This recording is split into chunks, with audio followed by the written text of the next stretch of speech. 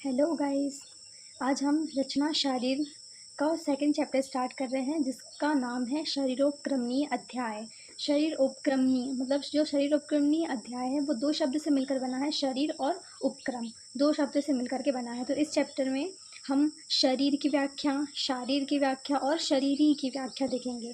बस इसमें इम्पोर्टेंट श्लोक को हमें याद रखना है और आचार्यों के जो शारीरिक स्थान के अध्याय हैं उनके नाम और उनके कार्य याद रखने हैं। तो हम इस चैप्टर को शुरुआत करते हैं। सबसे पहले हम देखेंगे आयुर्वेद का प्रयोजन क्या है, उद्देश्य क्या है आयुर्वेद का। तो आयुर्वेद का उद्देश्य है प्रयोजनम चास्य स्वास्थ्य स्वास्थ्य रक्षणम आतुरस्य विकार प्रशमनम च। मतलब कि आयुर्वेद का प्रयोजन है कि जो व्यक्ति स्वस्थ है उसके स्वास्थ्य की रक्षा करना और जो व्यक्ति रोगी है उसके रोगों को दूर करना। ये आचार्य चरक ने दिया है। ये जो डेफिनेशन है प्रयोजनम चास्य स्वास्थ्य से स्वास्थ्य रक्षणम आतुर से विकार प्रशमनम च, ये आचार्य चरक ने दिया है। ऐसे ही आयुर्वेद का प्रयोजन आचार्य सुश्रुत ने दिया है, आचार्य वाग्भट ने भी दिया है। सबके अलग अलग है, हमें रेफरेंस याद करना है। जो ओल्ड बच्चे हैं वो तो जान जाएंगे कि रेफरेंस क्या होता है, उसे कैसे याद करना है, लेकिन जो न्यू फ्रेशर आए जो है उन्हें नहीं पता है कि रेफरेंस क्या होता है। तो इस रेफरेंस को समझने के लिए हमें चरक संहिता और सुश्रुत संहिता के स्थान पता करने हैं।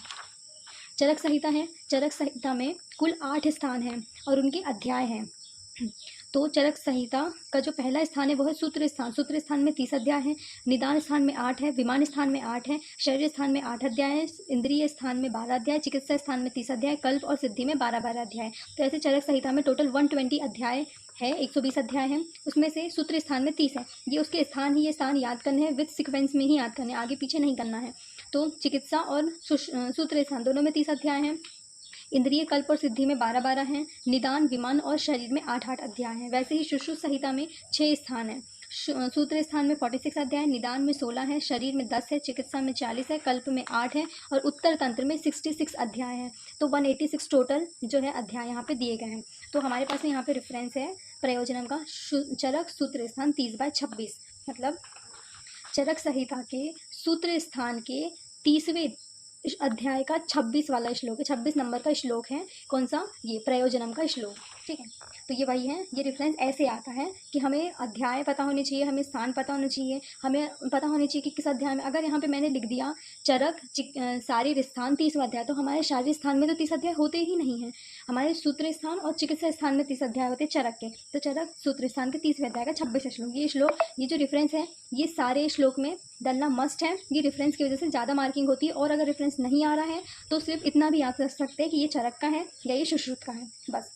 अगर नंबरिंग याद नहीं हो रही है तो कोई इशू नहीं है, बाद में धीरे धीरे हो जाएगी। तो ये प्रयोजन है। पहला प्रयोजन है कि स्वास्थ्य की रक्षा करना। दूसरा प्रयोजन है कि जो रोगी है उसके विकारों को या उसके रोग को दूर करना। ये आयुर्वेद का प्रयोजन है। फिर चरक ने एक और, अब हम शरीर, ये हमने प्रयोजन देख लिया, अब हम शरीर की व्याख्या देखेंगे। तो शरीर की व्याख्या में चरक ने अपने शारीरिक स्थान में उल्लेख किया है, शुक्र शोणितम जीव संयोगी तू खलु कुक्षी गते गर्भ संज्ञा भवती। शुक्र मतलब होता है स्पर्मेटोजोआ, शोणित मीन्स होता है ओवम। जब शुक्र और शोणित का संयोग होगा, कहाँ पे? यूट्रस में कुक्षी में, है ना। कुक्षी का मतलब होता है यूट्रस। जब शुक्र और शोणित का संयोग होगा, मिलन होगा, कहाँ पे? यूट्रस में, तब वहाँ पे जीव की उत्पत्ति होगी। क्योंकि जब हम स्पर्म और ओवम को मिलाते हैं यूट्रस में, जब उनकी मैटिंग होती है तब वहाँ पे क्या होता है? जाइगोट का फॉर्मेशन होता है और उस जाइगोट को ही हम क्या कहते हैं? गर्भ की संज्ञा देते हैं।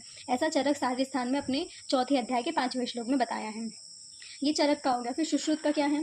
सुश्रुत का श्लोक है, शुक्र शोणितम गर्भास्य आत्म प्रकृति विकार समुच्चतम गर्भ इति उच्यते तम चेतनावस्थिति वायुर्विभजति तेजयन पचति आपः क्लेदन्ति पृथ्वी सहन्ति आकाश विवर्धति एवं विवर्धतः सह यदा हस्तपाद जिह्वा घ्राण कर्ण नितंबादि भी रंगो रोप्तः तदा शरीर इति संज्ञा लभते। फिर ये जो है ये षडंग शरीर की डेफिनेशन। तो ये वाला जो श्लोक है ये दिया है सुश्रुत शारीरिक स्थान में अपने 5वें अध्याय के 6ठे नंबर के श्लोक में दिया है। अब इस श्लोक का अर्थ क्या है? इस श्लोक का ये अर्थ है कि मैं आपको एक्सप्लेन करके बताती हूँ। देखो क्या हो रहा है कि स्पर्म मिल रहा है, स्पर्म प्लस ओवम, ये दोनों मिल रहे हैं, क्या बना रहे हैं? जाइगोट। किसकी प्रेजेंस में? आत्मा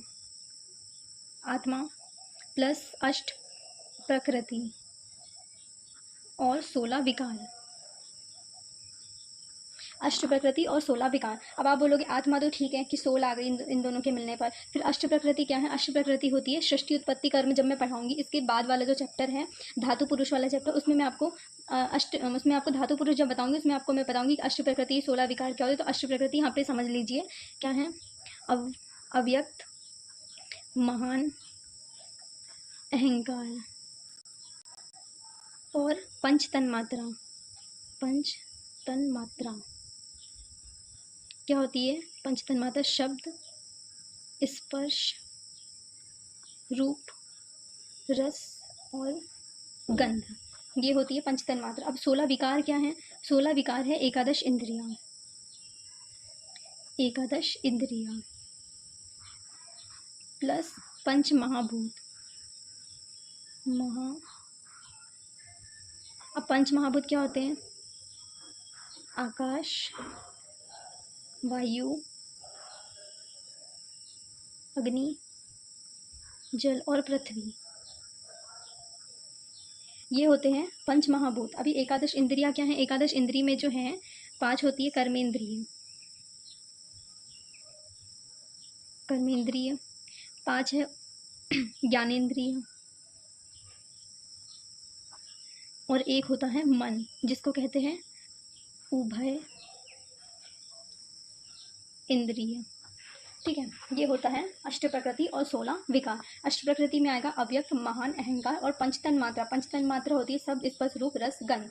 फिर 16 विकार होते हैं एकादश इंद्रिया। एकादश इंद्रिया में 5 आती है कर्मेंद्रिया, 5 आती है ज्ञानेंद्रिया और एक आता है मन। कर्मेंद्रिया क्या है? जो कर्म करती हैं, जैसे कि हस्त, पाद, वाक, ये सब जो है कर्मेंद्रिया में। तो ज्ञानेंद्रिया में सेंस ऑर्गन आ जाते हैं इसमें, और एक मन जो है ये उभयेंद्रिय।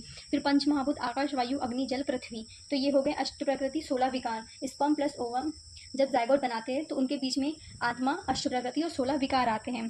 फिर जब ये गर्भ बन गया, इसी को हमने क्या बोला है? गर्भ कहाँ है। ठीक है, फिर गर्भ हुआ, जब इसका क्या हुआ? साइज इंक्रीज हो गया। साइज जब इसका इंक्रीज हुआ तो ये क्या बन गया? शरीर। ये हो गया शरीर। हमने शरीर को देखा तो ये बन गया हमारा शरीर। तो हमने शरीर का फॉर्मेशन करवा दिया। अब यहाँ पे क्या करेगा? यहाँ पे श्लोक में लिखा है शुक्र शोणित गर्भाशय। जब शुक्र और शोणित गर्भाशय में मिलते हैं तो आत्मा, प्रकृति और विकार, आत्मा, अष्ट प्रकृति, 16 विकार जब मिलते हैं तो उसे गर्भ कहते हैं। फिर यहाँ पे 5 महाभूत का बताया, तो तेज, तम, चेतना, बस्ती। जब आत्मा उसके अंदर में प्रवेश कर दी तब वायु विभिजन, जो वायु है, वायु जो है वो डिवीजन का काम करेगी। वायु जो है वायु विभर्जयती, मतलब कि डिवीजन का काम करेगी। फिर अग्नि क्या करेगी? अग्नि में यहाँ पे लिखा है अग्नि तेज यन पचती है ना, तेज यन पचती, पचती का मतलब है डाइजेशन। तो अग्नि जो है वो करवाएगी डाइजेशन। फिर आपह क्लेदंती, क्लेद करना है तो जो जल है, जल जो है वो क्लेद करेगा, मतलब कि लिक्विडिटी प्रोवाइड करवाएगा, प्रोवाइड लिक्विडिटी। ठीक है, फिर आपा क्लेदंती, पृथ्वी सहनती, पृथ्वी जो है सहन करेगी, मतलब कि पृथ्वी स्ट्रेंथ प्रोवाइड करवाएगी, पृथ्वी स्ट्रेंथ प्रोवाइड करवाएगी, गिवन स्ट्रेंथ। देन आकाश विवर्धती, आकाश विवर्धती, तो आकाश जो है एक वैकेंट स्पेस होता है। तो ये हमारे फीटस में जब हमें स्पेस की ज़रूरत होती है तो ये वैकेंट स्पेस जो है वो क्रिएट करता है और बनाता भी है, ताकि हमारे जो बेबी है उसको प्रॉब्लम, मतलब कि उसके हैंड, लेग, मतलब जो भी उसके डिजिट्स हैं वो सब फॉर्मेशन हो जाए। तो उसके फॉर्मेशन के लिए जो स्पेस प्रोवाइड कराती है वो आकाश महाभूत से ही प्रोवाइड होती है। ठीक है, तो फिर से देख लेते हैं।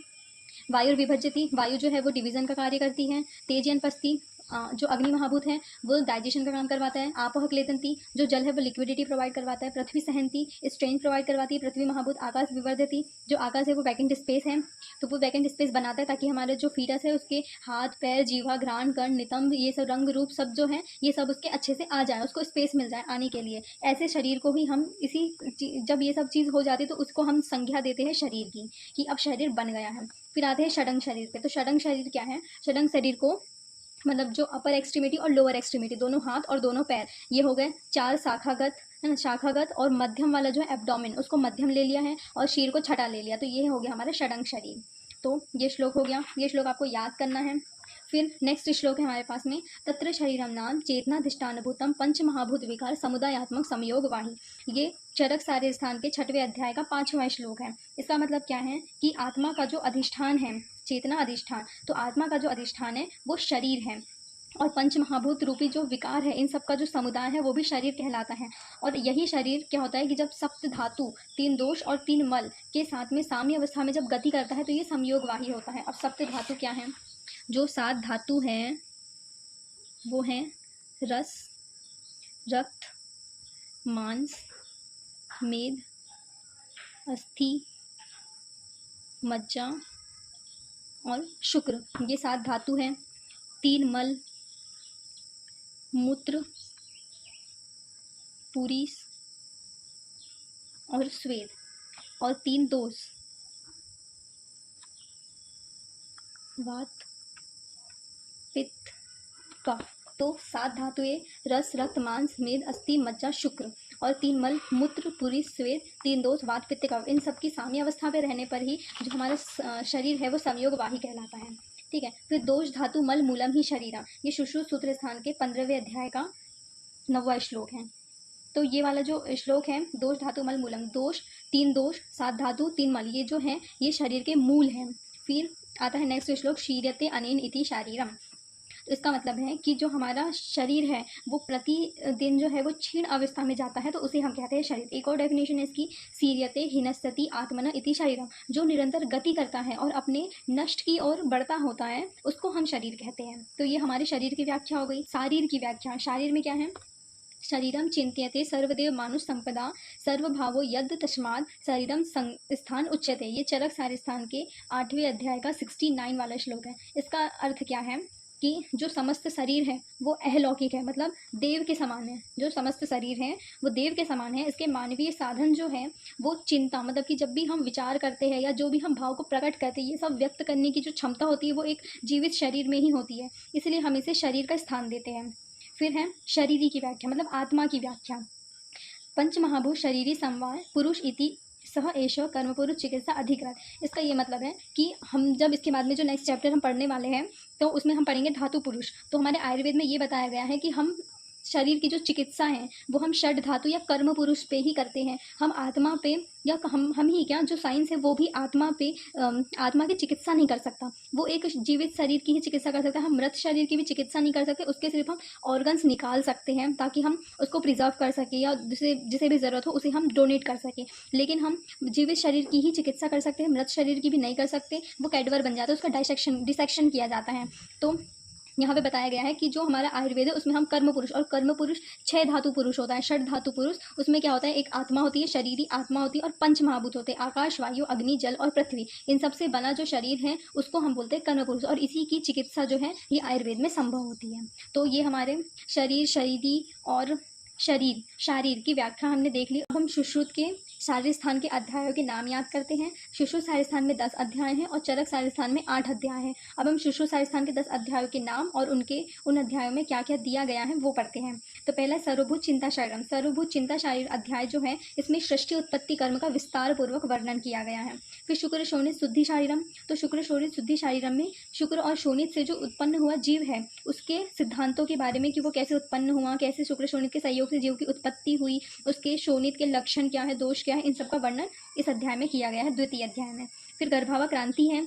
तो इस अध्याय में जो गर्भ की परिवृद्धि, मतलब कि फीटस के डेवलपमेंट के बारे में संक्षिप्त में थोड़ा बताया गया है। फिर गर्भ व्याकरण शारीर, तो इसमें फीटस डेवलपमेंट का विस्तार पूर्वक वर्णन किया गया है। फिर है शरीर संख्या व्याकरण शारीर। तो इस अध्याय में जो फीटस के जो संपूर्ण अंग और प्रत्यंग हैं उनकी संख्याओं का विस्तृत वर्णन किया गया है। उसमें आ जाती है अस्थि, अस्थि संधि, मांसपेशी, इन सब के बारे में, और मृत संशोधन के बारे में भी बताया गया है। शरीर संख्या व्याकरण शारीर में प्रत्येक मर्म निर्देश शारीर, मर्म मतलब होता है वाइटल ऑर्गन, तो इसके स्थानों के बारे में जहाँ वर्णन किया गया है वो अध्याय है प्रत्येक मर्म निर्देश शारीर। फिर है शीरा वर्ण विभक्ति शारीर। इस अध्याय में शीरा का मतलब होता है वेन्स का जहाँ वर्णन किया गया है उसको बोलते हैं शीरा वर्ण विभक्ति शारीर। फिर है शीरा वैद्य विधि शारीर। तो इस अध्याय में जो शीरा की वैद्य विधि है उसका वर्णन किया गया, जैसे कि रक्त मोक्षण की विधि, उसका देश काल, उसके रोग का प्रमाण, ये सब चीज़ें शीरा वैद्य विधि शारी में किया गया। फिर है धमनी व्याकरण शारीर। धमनी का मतलब होता है आर्टरीज का जो वर्णन जहाँ किया गया है, उसके चैनल्स का जहाँ विस्तार पूर्वक वर्णन किया गया है वो धमनी व्याकरण शारीर है। फिर है गर्भिणी व्याकरण शारीर। इस अध्याय में गर्भिणी से संबंधित विषय, जैसे कि जब सूता होती है, प्रसूता, सूतिका, उसका परिचय, फिर उसकी सूतिका का गार, फिर स्तन्य की शुद्धि, स्तन्य के दोष, बाल विकार, इन सब के बारे में जहाँ पे वर्णन है उसे कहते हैं गर्भिणी व्याकरण शारीर। ये हमारे सुश्रुत संहिता के सुश्रुत शारीर स्थान के 10 अध्याय हो गए। अब आते चरक शारीर स्थान के 8 अध्याय में। तो इसके सिर्फ नाम याद करना है। पहला है कृतिधा पुरुषीय शारीर, अतुल्य गोत्रीय शारीर, खुड्डी का गर्भावा क्रांति शारीर, महती गर्भावा क्रांति शारीर, पुरुष विचय शारीर, शरीर विचय शारीर, शरीर संख्या शारीर, जाति सुतीय शारीर, ये अध्याय के नाम हमें याद करने हैं। तो आज के लिए इतना ही। इसके सेकंड पार्ट में हम मृत संशोधन देखेंगे, डिसेक्शन की विधि देखेंगे कि कैसे करते हैं, शव संरक्षण कैसे करते हैं। ठीक है, तो आज के लिए इतना ही। So thank you for watching.